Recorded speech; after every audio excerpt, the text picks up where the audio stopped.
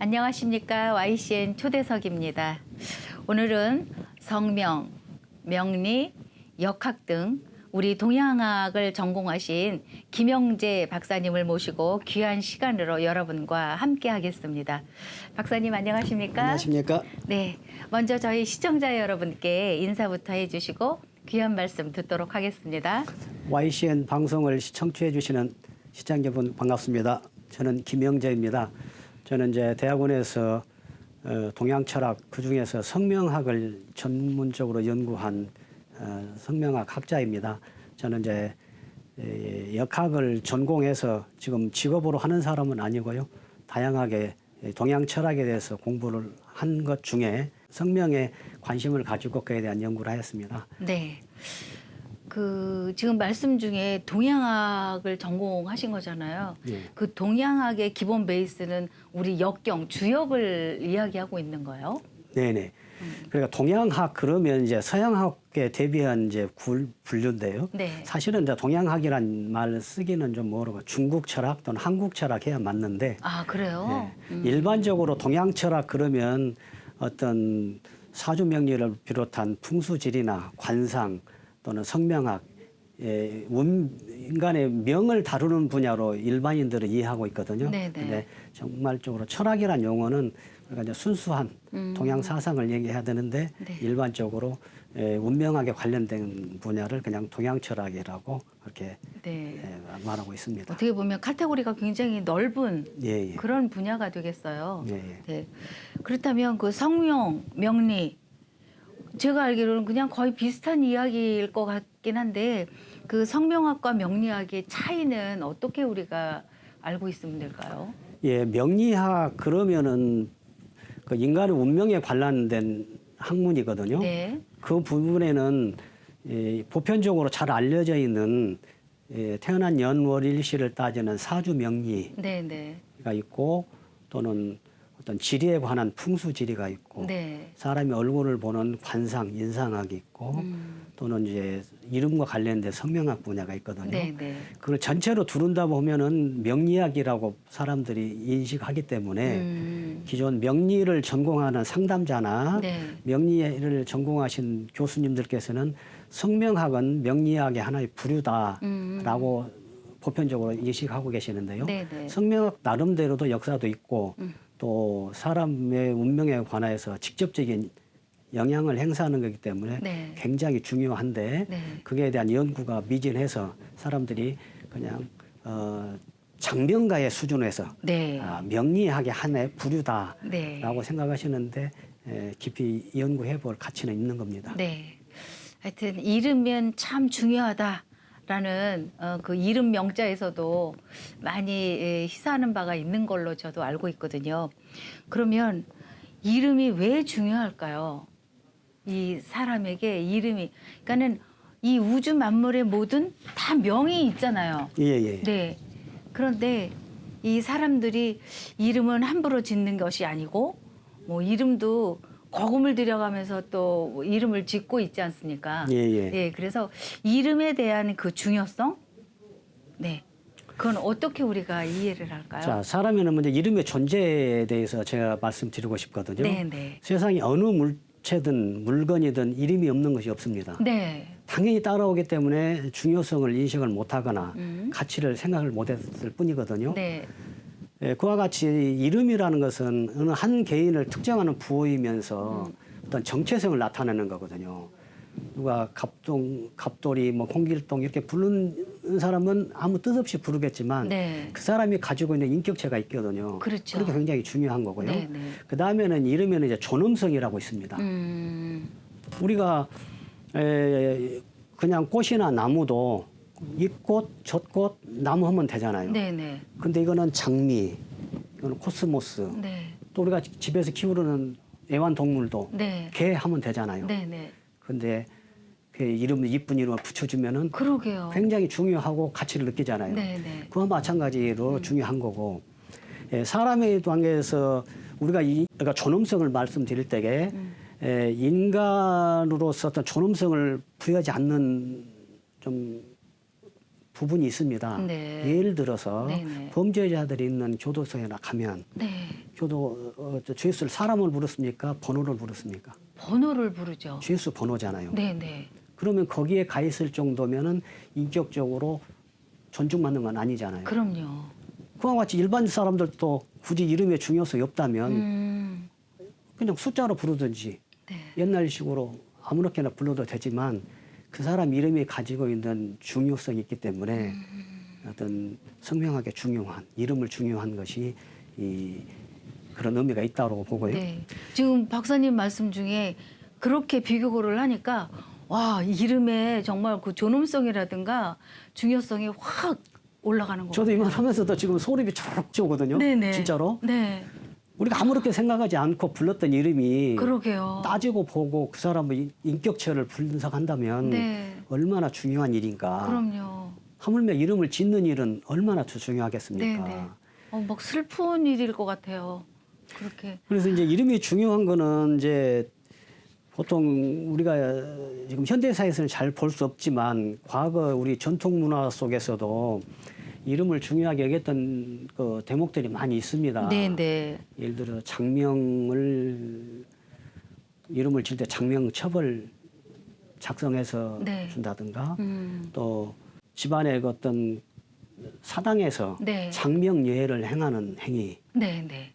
우리가 들어보지는 않았잖아요. 네. 지금 물론 어떤 지방의 향교나 서울 어떤 전통 문화를 추구하는 데 있어서는 매년 일정한 기일 내 장명예를 시연하고 있어요. 네네. 사실은 옛날부터 있었던 건데 중요해요. 예, 어떤 우리가 일제 강점기를 거치면서 전통 문화가 이제 단절돼 있던 거를 네. 다시 복원하긴 하지만 단순하게 아이를 이름을 지어서 그냥 주어지는 것이 아니고 네. 조상의 사당에 가서 고하고 네. 또 그것도 어떤 일정한 형식이 있습니다. 네. 네. 보편적으로 보면은 아이가 태어나서 이름을 진 후에 3개월 정도 지나서 길이를 잡아서 네. 좋은 날을 했는데 제가 주최해 본 건데 우리가 지금 아이를 낳으면은 100일 잔치를 하지 않습니까? 네. 아마 그것도 그 기간에 를 추산해 보면 그것도 거기서 그러니까 유래하지 않았을까? 장명례라고 해가지고 의식을 좀 가르쳐주는 예, 예. 거. 예. 오, 중요한 의미일 것 같아요. 예. 백일 잔치와 동시에 이름 짓는 이름에 대한 의식의 예를 갖추는 거. 예. 대단히 중요할 것 같습니다. 네, 그래서 아마 100일도 꼭 어떤 거기서 유래했다고는 말할 수 없지만 기간이 비슷하지 않습니까? 네네. 3개월이 지나서 길이를 잡았던 거를 네. 우리는 지금으로 보면은 이제 태어난 날로부터 100일을 잡아서 네. 100일 잔치를 하는데 그런 것도 전혀 무관하지는 않겠구나 그렇겠어요. 하는 생각이 들었습니다. 네. 참 이름이 정말 중요하다. 번호, 넘버를 부르는 그런 슬픈 일은 없어야 되겠습니다. 시청자 여러분. 그러니까 사회에 정직하고 바르게 살아가면 자기의 이름값을 또 하라는 이야기들도 있잖아요. 예. 그래서 부모님으로부터 아니면 선조님으로부터 이름을 받으신 우리는 정말 이름값을 제대로 하면서 살아야 되지 않을까라는 생각을 하게 되네요. 예. 네. 그다음에 그러면 이 장명의 수요, 그러니까 집에서 그냥 부르기 좋게 이름을 짓는 것이 아니라 이 정말 그 이름 성명을 전공으로 한 그분들에게 가서 이름을 지어오는 걸 우리가 장명을 한다고 하잖아요. 예. 네, 그러면 그 장명의 수요는 지금 어느 정도 될까요? 제가 이제 소제목으로 제가 연구를 하면서 우리 한국사에서 이름을 중요하게 인식했던 것, 왜 그렇게 이름을 중요했을 것인가를 생각하다 보니 네. 이제 장명의 현황, 네. 성명학의 현황이라는 개념에서 제가 조사를 해봤습니다. 네. 1년이면 개명하는 숫자가 약 한 20만 명 됩니다. 그렇게 호적을 많아요? 바꾸는 경우에. 네. 그러니까 장명서에서 어떤 이름을 지어서 새로운 이름을 지었는데 호적을 바꾸지 않고 그냥 쓰는 사람도 있겠지만 네. 그거 빼고 네.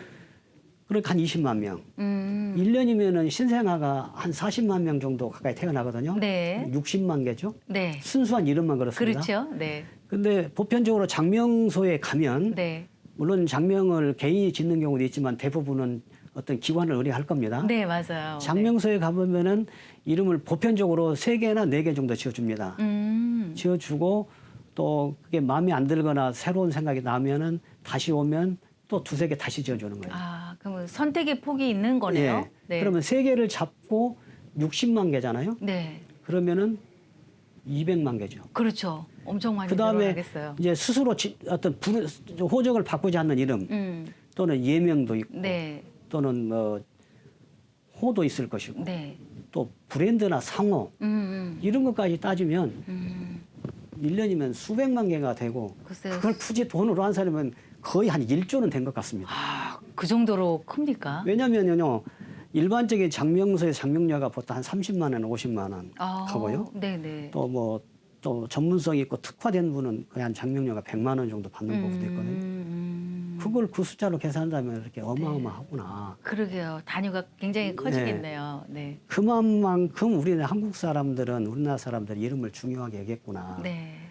또 이름을 중요하게 여긴 또 하나의 이해가 또 있습니다. 네. 본 이름 외에 네. 과거 선대들 보면은 아명, 자, 네. 호, 네. 관명, 네. 여자분들은 태코, 네. 당호. 네. 심지어 요새 젊은 사람들은 아이를 가지면 태명을 짓죠. 네, 맞아요.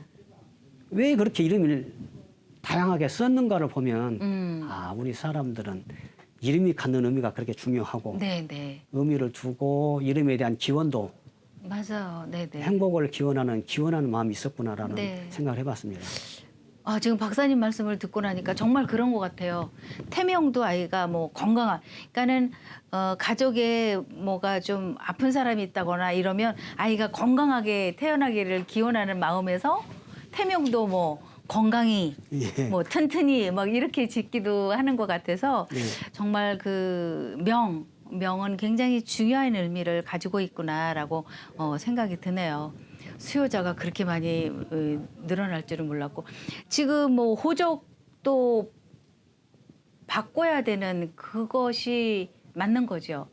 호적까지도 바꿔야 정식 이름에 자기 이름? 갖는 어떤 영향력을 생각한다면 네. 호적을 바꿔야만 그 사람의 진정한 이름이지 않겠습니까? 그렇죠. 또 이름에는 보통 성명학자들이 이름을 부름으로 해서 생기는 어떤 음파, 네. 영동력이 있다라고 네. 하거든요. 네. 우리가 보통 기도를 하거나 어떤 주문을 외우고 또 종교 행사를 하지 않습니까? 네, 네. 그런 나의 마음속에 있는 염원이 머무르지 않고 소리를 내서 우주에 전달되면은 네. 어떤 기운이 작용한다라고 하기 때문에 네, 네. 이름을 단순히 지으는 것보다는 네. 불러주는 것. 그러면 공식적으로 바꾸면은 네. 모든 게 불려지지 않는다. 그러게요. 예, 그래서 참 저희가 그 사례를 우리가 통가 의례라고 하잖아요. 그 관혼상제 제일 첫 번째 오는 의식인 관례를 할 때도 그 관례 의식을 하면서 자를 지어주기도 하잖아요. 예. 그래서 참 중요한 의미를 가지고 있다. 자, 이름값을 하면서 우리가 살아야 되는 것 같고.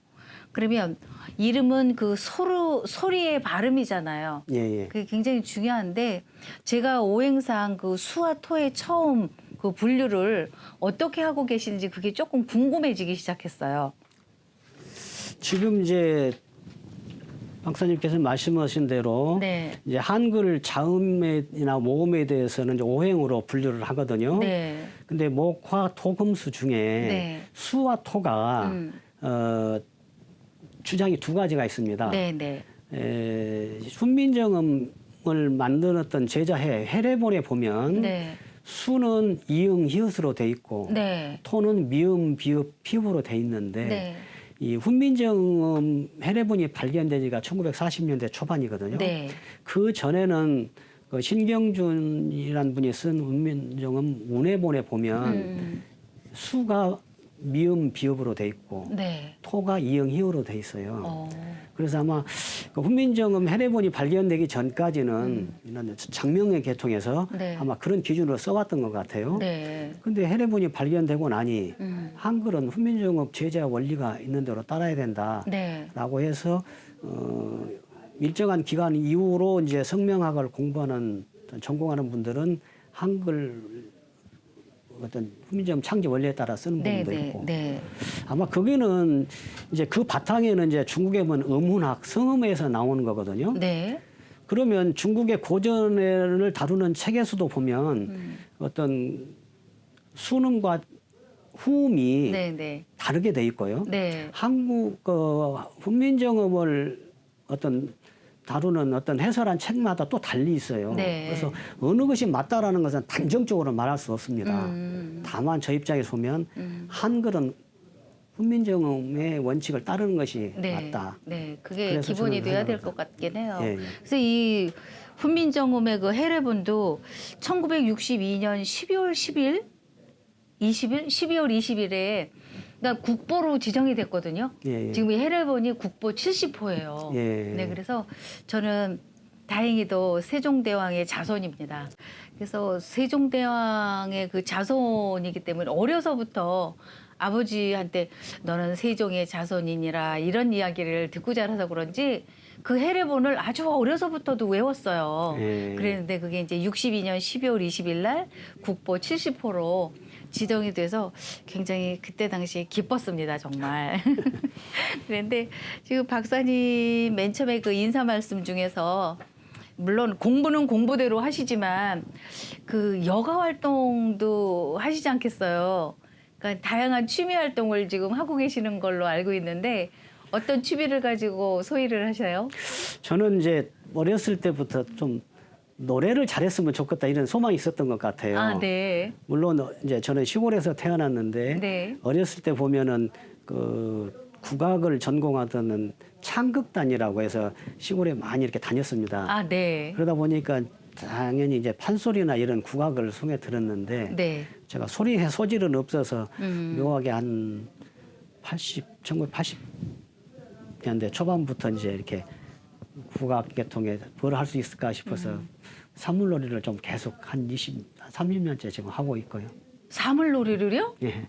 잘하지는 못하고 열심히 대한민국에 또 유명한 선생님이 계시면 제가 찾아갈 수 있어서 배울 수만 있으면 찾아가서 그냥 끝까지 가보고는 거고요. 아, 참 취미가 진짜 좀 특이하신 거로 보여지네요. 그럼 사물놀이 외에 또 뭐 즐겨 하시는 건 또 뭐가 있어요? 한동안은 도자기를 좀 직접 배우는 건 아니고요. 네. 주변에 도자기로 어떤 전통성과 네. 어떤 명분을 가지고 열심히 하시는 분도 있어서 그분 따라서 열심히 도자기를 전통가마를 떼면 한 20시간에 26시간 정도 불을 떼거든요. 네.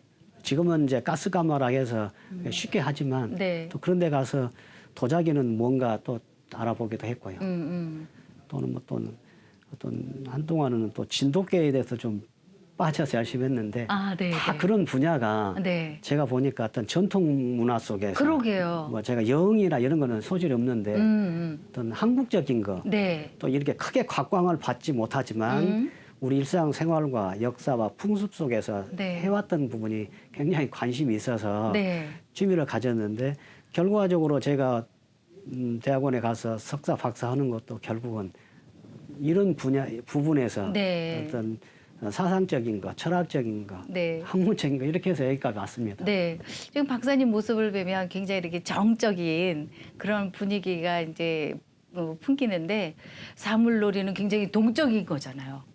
예, 예. 근데 그 동적인 거를 지금 30년이나 하고 계시다 그래서 조금 놀랍긴 했어요, 제가. 왜냐하면 그걸 이제 하나의 이제 어떤 국악의 장르로 보기 이전에 네. 사람과 사람이 어울리는 네. 옛날에는 합동 어떤 의례식이었지 않습니까? 맞아요. 네. 그러면은 그게 우리나라 민족원도 있을 것이고 네. 또는 국민으로서 또는 각 계층에 있는 사람으로서 역할에 따라서 다 생각이 있었구나. 맞아요. 이런 합심은 합동체에 네. 대한 관심 이런 거에서 좀 관심을 네. 가졌습니다. 다양한 소리가 합해져서 그 화음을 이루어내고 예. 다양한 사람들의 성향이 모여서 또 하나로 또 뭐 작품을 만들어내고 예. 다분히 우리 고전적인 우리 전통 문화를 그대로 지금 가지고 계시는 것 같은데 만약에 이름을 바꾼다고 하면 예. 만약에 그 이름을 바꾼다고 하면 그 바꾼 이름대로 이 생활도 바뀌고 환경도 바뀌어지게 되고 그 사람이 가진 운명 같은 것도 바뀌어지게 되나요? 저는 그렇게 믿습니다. 믿기 때문에 장명을 할 때 최선을 다해야 되는 거고요. 네네. 물론 이게 과학적인 어떤 기준을 대해서 어떤 그 사람 운명이 바뀌었는지 측정할 수는 없겠죠. 네. 근데 저 같은 경우에는 이름을 지을 때 기존 이름을 풀어보고 본인의 어떤 공감을 했을 때 짓거든요. 네네. 그러면은 제 경험에 의하면은 어떤 A란 이름이 이제 나빠서 바꿨다고 치면 A란 이름을 이렇게 설명했을 거 아닙니까? 네네. 그러면 새로 지은 이름은 좋은 쪽으로 지었겠죠? 네. 그럼 좋은 걸 설명합니다. 네.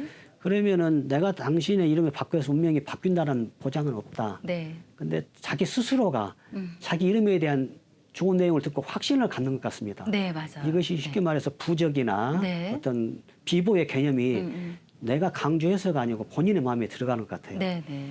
그래서 저 경험에 의하면 보통 한 일주일이나 열흘 되면 선생님이 좋은 일이 갑자기 생겼어요. 고민이 해결됐어요. 인생이 즐거워요. 네. 하시는 분이 대부분이거든요. 네, 네. 거의 다 그렇습니다. 네. 그런 걸로 봤을 때에 어떤 동기부여, 자기 인생, 지금까지 인생을 어떤 정리하고 새로운 희망을 갖게 하는 작업이 네. 장면가의 역할이 아닌가 이렇게 생각합니다. 네.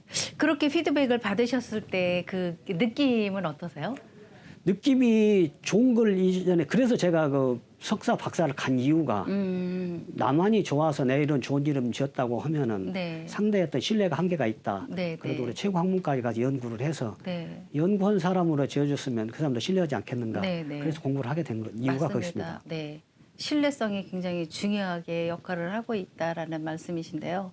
정말 그 선생님만 생각하면 와, 맞아. 그 선생님 정말 훌륭해. 그러고 또 오기도 하는 그런 상황이 벌어질 것 같은데 지금 많은 분들에게 지금 장명을 하고 계시잖아요. 예, 예. 뭐 장명 외에도 이제 그 인생의 멘토의 역할도 하시게 되는 거죠. 그렇습니다. 장명은 저는 장명소를 뭐 공식적으로 운영하는 역학자는 아니니까 네네. 주변에서 저의 명성을 듣거나 또는 인생 상담하다 보면 필요한 이름을 짓다 보니 네. 뭐 1년에 안 짓는 해도 있고 네네. 지어봤자 몇 개 못 짓습니다. 네네. 그러니까 이름보다는 그 사람하고 상대하고 대화할 수 있는 다양한 어떤 지식도 필요하고 네. 경험도 필요하다. 네네. 그래서 저는 그런 생각하고 네, 있습니다. 그래서 제가 생각하기엔 지금 그 박사님께서는 많은 분들에게 인생 상담, 뭐 멘토의 역할도 충분히 지금 하고 계시는 것 같고 굉장히 많은 분들이 신뢰를 가지고 이제 박사님을 찾아오기도 하고 그럴 것 같은데 그 많은 분들이 나를 만나고 갔던 그 많은 분들이 박사님을 어떤 분으로 기억을 하고 계실까요? 제가 사회적으로 특별한 인물은 아니기 때문에 뭐 기억은 안 하시더라도 저를 만나서 어떤 부정적인 얘기만 안 했으면 좋겠습니다. 네. 아, 저 사람 만나서 참 편했다. 네. 저 사람 만나서 손해나지 않았다. 자, 다시 만나더라도 언제든지 자유롭게 만나고 싶다. 네. 또 부담 없이 만나고 싶다. 네. 이런 정도로 얘기가 듣는 게 가장 전 행복할 것 네. 같습니다. 그게 가장 큰 얘기가 아닐까요? 그냥 편안하게 내가 저 박사님을 만나면 내가 왠지 느낌도 좋아지고 뭔가 나를 좀 변화의 삶으로 지금 바꿔주시는 그런 박사님이야라고 생각하고 편안하게 만나는 것이 가장 큰 선물이 아닐까라는 생각을 해요. 그래서 지금 박사님이 지금 동양학 공부를 하신 지는 얼마나 되셨는지 모르겠지만 하여튼 그간에 많이 이뤄놓으신 게 있으시잖아요. 그리고 또 지금 현재 많은 분들하고의 끊임없이 그런 역할을 하고 계시기 때문에 박사님이 원하는 그런 날들은 어떤 날들이세요? 사람은 젊었을 때는 몰랐지만 네. 내가 어떤 인생을 다하기 전에 내가 하고 싶었던 일을 하면서 마감하는 것이 가장 행복한 인간이다라는 네. 생각을 해서 네. 제가 지금도 틈틈이 공부를 하고 네. 어떤 현업에 종사하는 것보다도 책 한 줄이라도 더 읽고 네. 누가 나에게 뭘 물어본다면 네. 내가 근거 있는 답을 해야 되겠다. 네. 이런 생각을 해서 계속 선생님들도 찾아뵙고 네. 사회에서 전문가를 찾아뵙고 공부를 하고 있습니다. 그게 아마 학자의 역할이 아닐까 싶어요. 그래서 남에게 뭔가 가르침을 주고 뭔가 내 것을 조금 나눌 때 내가 정확한 정보나 지식이 없으면 그런 역할을 할 수가 없잖아요. 그래서 박사님은 충분히 그런 역할을 해내실 거라고 믿고요. 하여튼 건강하시고요. 건강하셔서 뭐 건강하시면 뭐든 다 하실 수 있으니까 예. 네, 오늘 그 시간 귀한 시간 내주셔서 너무나 고맙습니다. 감사합니다. 초대해 주셔서 네. 고맙습니다. 오늘 시간이 다 돼서 다음 시간에 또 뵙겠습니다. 고맙습니다.